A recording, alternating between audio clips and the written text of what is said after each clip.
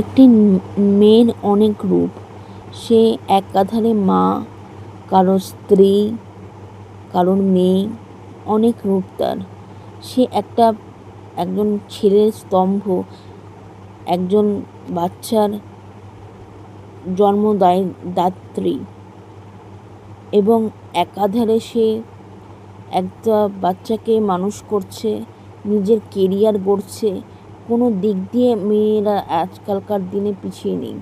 সে যে কোনো সেক্টরে হোক না কেন, কর্পোরেটের দিক দিয়ে হোক, লিটারেচারে হোক, কোনো দিক দিয়ে।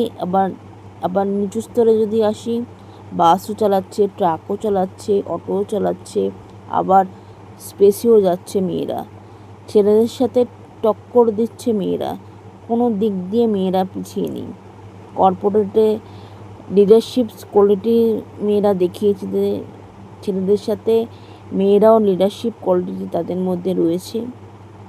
যেখানে একটা সময় ছিল যে ছেলেরাই লিডারশিপ দিতে পারত, কিন্তু এখন মেয়েরাও দিচ্ছে। কিন্তু এরপরেও দেখা যায় যে ইন্ডিয়াতে এবং অনেক দেশেই আছে যে মেয়ে জন্মানোর সঙ্গে সঙ্গে মেয়েদের মেরে ফেলা হয়, ভ্রূণ হত্যা।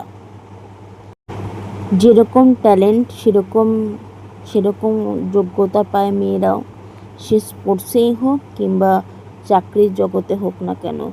সংসার সামলাচ্ছে, কাজের জায়গা সামলাচ্ছে, দশভুজা হয়ে জগৎ সামলাচ্ছে। I am proud two